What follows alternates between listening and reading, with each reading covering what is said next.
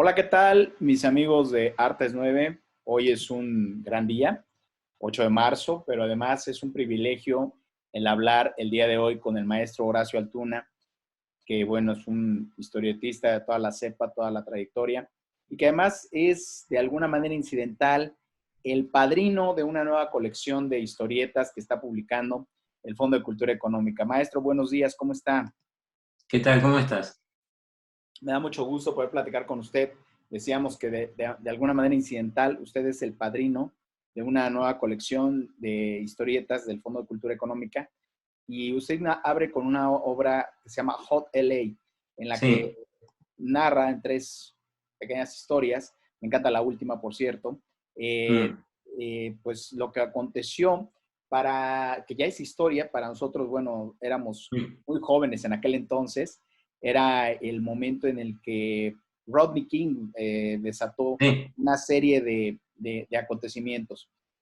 Y me sí. viene a la mente que, pues esto, han pasado casi 30 años de esto de Rodney King, pero el año pasado tuvimos a George Floyd y el racismo continúa, maestro.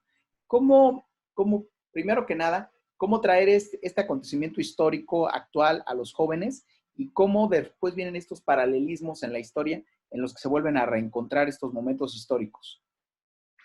Lamentablemente es que no se han superado nunca.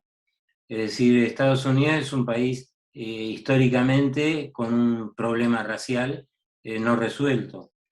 El caso de Rodney King en el 92 y George Floyd ahora son recurrentes. En aquel entonces no había internet ni redes y solo un videoaficionado que pasaba por ahí, no sé de qué manera, filmó la paliza que le dieron a Rodney King. Y en el caso de George Floyd, sí había muchos móviles y otro tipo como es, y cronistas circunstanciales que mostraron lo que pasaba. Eso es la virtud que tienen las redes y que todos podamos de alguna manera ser cronistas de lo que sucede en la calle y en todas partes, ¿no?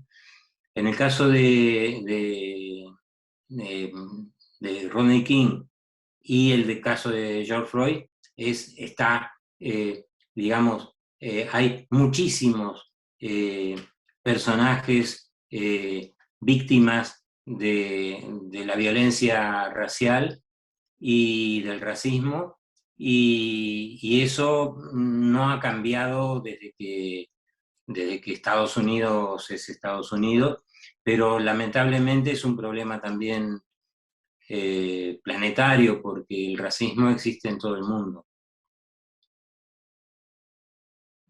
Así es, y en el caso de Estados Unidos, con todo y ya haber tenido un presidente afroamericano, ¿no? Que Sí, pensaríamos, pero ahí se ve que no. Y bueno, hablábamos, le decía, traer estas historias que para nosotros son contemporáneas, historia contemporánea, estamos hablando de cosas que pasaron hace 500, 300 años, la Primera o Segunda Guerra Mundial, son acontecimientos de la vida cotidiana o de la vida urbana, traerlo a través de un cómic a las nuevas generaciones, que además están acostumbradas ya a nuevos dispositivos. Usted hace algunos años ya había vaticinado esto, que la gente pues ahora va a leer si lee en dispositivos y además tomando en sí. cuenta que pues el 2020 nos cambió la vida a todos. ¿Cómo traer este lenguaje de los cómics a las nuevas generaciones? Bueno, el cómic estuvo siempre vinculado a la gente joven.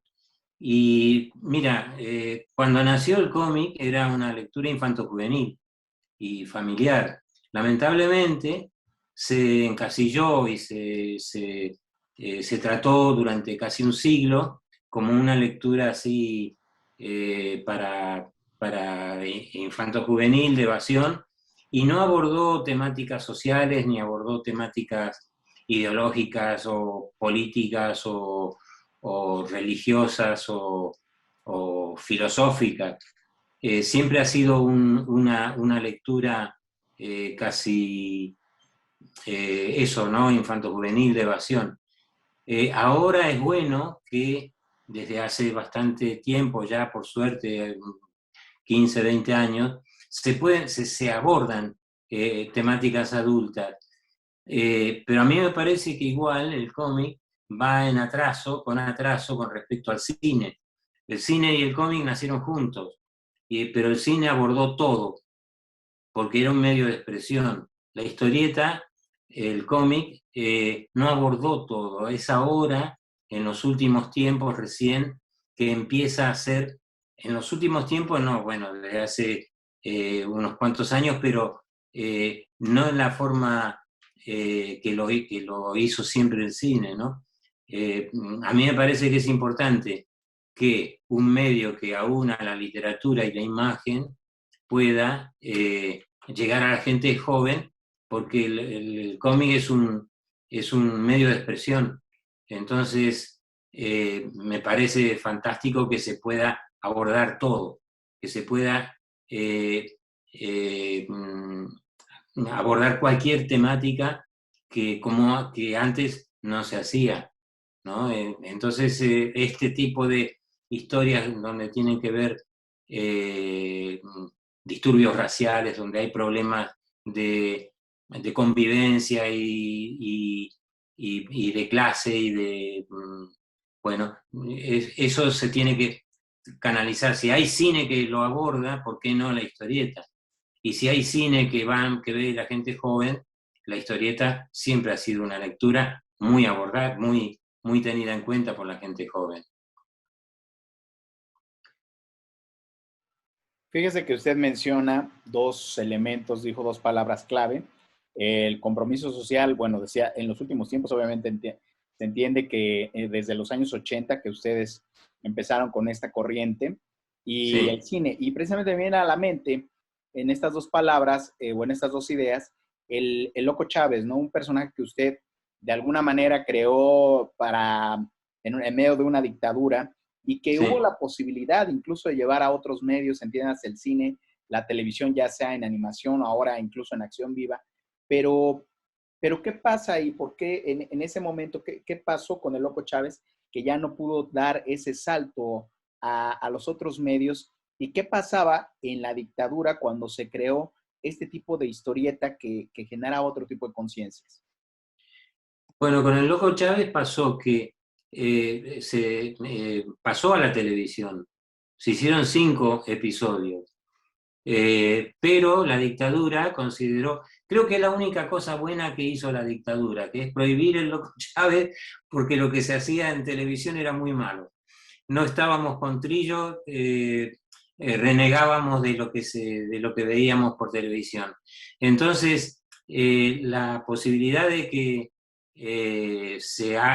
lo que hacíamos nosotros con el Loco Chávez o con las puertitas del señor López o con otras historias que hacíamos como es en historieta, eh, mm, yo creo que en época de dictadura, por algún problema propio de los militares, creo que no la llegan a entender del todo, por eso han dejado pasar muchas cosas que en otros campos no dejaban pasar. Me parece que el humor no es un campo eh, mm, eh, fácil para un militar, por lo menos los que nosotros conocimos allá.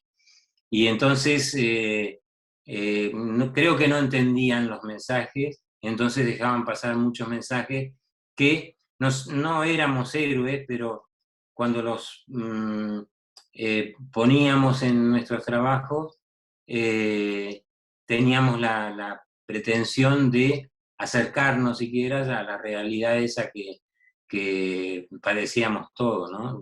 De vivir bajo una dictadura. Ajá, estábamos retomando, estamos viendo algunas imágenes de Hot LA y precisamente le decía hace rato que a mí esta cuarta historia me encanta, perdón, decía la tercera, pero es la cuarta, porque además utiliza usted aquí un lenguaje narrativo en el que conjuga la gráfica con, ¿Sí? de una manera muy interesante, podría incluso no tener estos diálogos. Y me gustaría que nos platicara en particular de esta cuarta historia de Hot LA, ¿por qué decidió hacerla en este estilo diferente? y en el que le reitero, yo podría, incluso, bueno, usted va a manera de narrador, va contando esta historia, pero podría incluso no tener nada de diálogos, ¿no? Estas historietas mudas que existen y Mm. que precisamente debido a su lenguaje son sumamente expresivas. Bueno, lo que pasa es que en los primeros episodios, con respecto a este, hay un tiempo de diferencia, ¿eh? Este lo hice bastante tiempo después, creo que 6 meses o más, después de haber terminado el otro trabajo. Y esta historia, yo la planteé desde un punto de vista, bueno, a mí me gusta mucho la narración y, busqué una manera eh, con un narrador externo que tiene cierta ironía y escepticismo sobre lo que ve y la conclusión que saca. Me gustó, es decir, me interesó mostrarlo de esa manera, eh, es una forma más elemental, te diría, y menos secuenciada, ¿no? Menos historietística. Son más ilustraciones que muestran, congelan un momento de la historia que, como tú dices, podría verse eh, eh, perfectamente narrada sin necesidad de texto. Inclusive se hizo un corto muy bien hecho en Estados Unidos sobre ese episodio, que bueno, me gustó porque también era muy parco en imágenes y muy poco, con una economía de recursos que es la que yo quise mostrar ahí en ese trabajo. Perfecto, pues una obra ya ahora imprescindible. Y le preguntaría, maestro, ya para ir cerrando, hablábamos hace rato del lenguaje de la historieta, le digo yo recuerdo mucho que desde hace unos 20 años, pues ella ya veía venir este cambio. ¿Cree que haya cambiado, en qué haya cambiado más bien la historieta? Sabemos, en la industria se ha hablado hasta el cansancio, ya no tenemos esto, pero el lenguaje que utiliza propiamente la historieta, ¿ha cambiado algo en estos 40 años y cuál ha sido el cambio más significativo, más bien, desde hace 40 años y en particular en estos últimos 20? Bueno, yo creo que hay un cambio que es fundamental en los últimos 20 años, que es la incorporación de la mujer, de la mujer autora, el mundo femenino, con su talento, con su sensibilidad distinta, que se ha incorporado al cómic. Hace un siglo de testosterona en el mundo del cómic ya era suficiente, creo yo. Pero a mí me parece que lo que ha cambiado fundamental, bueno, ese acceso de la mujer al cómic, ha habido autoras antes, pero esto es masivo y general y en todo el mundo, la participación de la mujer en la historieta. Pero también es verdad que el cómic se empezó a hacer adulto en los años a fines de los 60, abordando temáticas adultas. Y mira, yo llevo 50 años dibujando, un poco más de 50 años, 55 por ahí. Y eh, desde que yo empecé a leer cómics hasta los años 70, 80, no me quiero equivocar, o más, no ha habido personajes negros, por ejemplo.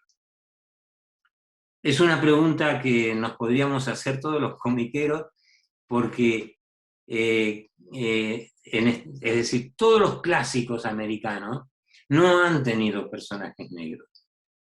Eso tiene que tener alguna explicación que me excede y es sociológica, pero tiene que ver mucho con el racismo y con una forma de ver el mundo que es muy eh, polémica, controvertida, digamos, crítica. Por el otro lado, claro, los personajes negros o los personajes hispanos también tenían si aparecían, que no aparecían en general, eran subalternos, eran ayudantes, sirvientes, en un segundo plano permanente. Eso tiene que ver con un racismo que es notable, pero este tipo de forma de ver y de abordar el cómic, que lo empezó Estados Unidos, trascendió a todo el mundo. Y uno busca personajes negros en el resto del cómic, en el mundo, y tampoco los encuentra hasta los 80 o los 90, no sé qué año. Han aparecido personajes negros en el mundo del superhéroe, pero en general no hay personajes negros en el mundo del cómic. En un siglo, más de un siglo de historieta, esto es una pregunta que uno tendría que hacerse y que tendría variadas respuestas, que yo no soy un analista, pero me gustaría que en algún punto eso se termine. Y sí, yo creo que el gran cambio de los últimos tiempos es abordar temáticas más amplias, ¿no? Que no se circunscriban al mundo infanto-juvenil y de evasión. Sí, sí. Fíjese que podríamos hablar mucho de esto, incluso de la inclusión tanto de razas o de incluso de géneros, pero en particular la pregunta para usted sería, maestro, ¿por qué usted, siendo argentino, decidió hacer una historieta de un acontecimiento que ocurrió en el sur de Los Ángeles? O sea, como usted dice, de un personaje negro, algo que si somos simplistas, pues diríamos no tiene nada en común con usted. ¿Por qué decidió tomar este personaje? Bueno, este contexto histórico. Sí, sí, bueno, a ver, la explicación es casi íntima y personal. Yo soy muy jazzero, para empezar, me gusta mucho el jazz. Entonces ese mundo afroamericano siempre me ha fascinado. Era una cosa muy extraña porque yo tenía 8 o 9 años y me gustaba Louis Armstrong. Es muy raro. Además, en Argentina, que eran los discos, en aquel entonces no se conseguían, había que rastrearlos. Eso por un lado. Por el otro lado, he sido siempre un colonizado por la cultura norteamericana.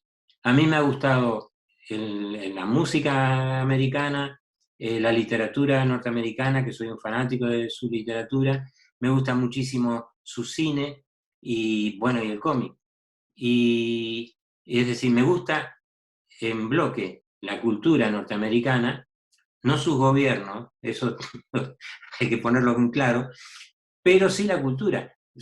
He mamado de eso. Entonces, cuando sucedió lo de Los Ángeles, a mí me pareció que había un filón ahí para hacer historias, porque yo siempre he pensado que si hay alguna posibilidad de que haya un movimiento social muy, muy importante en el mundo a la manera de una revolución social, podría darse en Estados Unidos, porque en Estados Unidos está el primer mundo y el tercer mundo dentro, casi como en ningún otro país desarrollado del mundo, y en forma muy evidente y muy, es decir, que muy visible. Entonces, cuando pasó lo de Los Ángeles, me pareció que tenía la posibilidad de hacer algo que estaba muy cercano a mí, a pesar de la distancia y a pesar de... Pero también al abordar ese tema, yo abordaba, no era solo un tema racial lo que yo quería hacer, sino que había muchos flecos ahí, lazos que se podían tirar, cuerdas que se podían atar con cosas que suceden en todo el mundo, en todas las épocas y en todos los países. Me parecía que mostrar lo que pasaba en Los Ángeles era universal, pero aún lo sigo pensando. Si me equivoco o si me he equivocado o si no he llegado a transmitirlo, es otra cosa, pero esa es la idea que yo tenía y tengo. No, definitivamente lo acaba de decir usted mejor que nadie, es universal, porque también así como hablábamos de los lenguajes del cómic, la primera historia, esta que ocurre con la rapiña que se da en medio de Sí, una revuelta, pues lo mismo aplica a un movimiento racista que a una guerra, que a un movimiento cualquiera. Esto pasa en todos lados del mundo, ¿no? En cuanto sí, hay sí. esta oportunidad, desafortunadamente algunos toman esa otra oportunidad. Tal cual, aquí hace 2 semanas, aquí en Barcelona, hubo disturbios callejeros y hubo rapiña. Es decir, a partir de una protesta contra una censura, hubo gente que aprovechó la circunstancia y hubo rapiña. Me lo recuerdas, digamos. Pero igual fue un flash, porque después fueron muy pocos los personajes negros que hubo en la historia del cómic. Ujú. Tú imagínate, yo he leído Terry los Piratas, Steve Canyon, Johnny Hazard, Alex Raymond, Rip Kirby, todo eso. Nunca apareció un negro. En plena guerra no había negro. ¿Eso qué es? ¿No? Bueno, Sí, claro, de esa generación lo más parecido pues era Lotario, ¿no? El segundón Lotario, pero era del- un sirviente, un ayudante de Mandrake. de Mandrake, claro. Claro, Y bueno, en recientes años, por ejemplo, Marvel y DC se han querido reivindicar con estos nuevos Miles Morales, en el caso del sí, Spider-Man, claro, y hasta un claro, Superman negro. Pero esto, claro. ¿cree que obedezca a un movimiento social o a una presión social o simplemente se están subiendo en una cuestión de moda? Yo creo que hay un poco de corrección política, digamos, ¿no? Abordan esos temas porque ya no lo pueden ocultar, ya no pueden tapar, ya no pueden decir que mirar para otro lado. Entonces tiene que haber, si la historia del cómic de superhéroes ha tenido tantos personajes blancos superhéroes y que yo cuánto, también tiene que tener alguno negro, ¿no? Pero si uno se pone a pensar, eh, hay que ver cuán pocos autores de cómics negros hay. ¿Por qué será? Son preguntas. Yo ya digo, no soy ni analista ni nada, pero son cosas que uno se pone a pensar y decir, bueno, ¿y qué ha pasado en todo este tiempo? ¿No? Sí, comentábamos esto a raíz de que tras bambalinas hablábamos del documental Detrás de la Máscara que Sí, estrenó recientemente Marvel Comics, no lo donde vi. se trata de hablar de un poco de eso. Maestro, me gustaría ir cerrando y pues que nos platique por último si desea hacer algún otro comentario respecto a esta obra Hot LA que está ya disponible en México gracias al trabajo del Fondo de Cultura Económica, si desea agregar algo más de esta obra o si nos desea dejar alguna reflexión en torno a la historieta en medio de un mundo que cada día es más digital, más a la distancia y en el que se leen menos cómics en papel. Bueno, en primer lugar es mi orgullo y mi satisfacción y mi alegría de que el Fondo de Cultura me publique. Los autores lo que queremos, lo que más queremos es difusión y queremos el feedback con un lector que nunca vemos o que vemos poco, pero a mí me gustaría el día que vaya a México, que tengo que ir, seguramente me voy a vacunar y lo primero que voy a hacer es ir a México porque ahí tengo un hijo y 2 nietos, uno por conocer. Yo lo que me ha gustado es que el Fondo de Cultura, que es una editorial fundamental en la historia de la cultura de Hispanoamérica, me publique. Es un orgullo. Y más México, que ya digo, por muchas razones familiares, amo y que tenga la posibilidad de que mi trabajo se conozca, guste y se venda, para mí es fantástico, fantástico. Y ojalá que eh, eso guste y se venda, así puedo seguir publicando otras cosas en el Fondo de Cultura. En verdad ha sido un gusto, un deleite estar con usted. Agradecemos mucho estos minutos para nuestros amigos de Artes 9. Vamos a adquirir la obra, que además es súper fácil de adquirir en físico aquí en México, a un precio muy accesible, gracias a este apoyo encomiable que hace el Fondo de Cultura Económica. Y como dice usted, ojalá tengamos el privilegio y el gusto, que ya estuvo por acá una vez en la Feria del Libro de Azcapotzalco, pero ojalá Sí, pronto volvamos a verlo nuevamente aquí en México, que además, pues como dice, también hay un vínculo, ¿no? A lo mejor algún día ah, podemos ver algo que refleje ya sea a la sociedad o a la cultura de México, dibujado ojalá, por usted. ojalá, ojalá. Ya me gustaría. Claro que sí. Muchas gracias a nuestros amigos del Fondo de Cultura Económica, a Salvador Cristerna por la oportunidad para poder hacer esta entrevista. Continúen con más contenidos en nuestro blog, videoblog y en las redes de Artes 9. Abril Pineda Corona, también muchas gracias. Maestro, gracias. Un abrazo.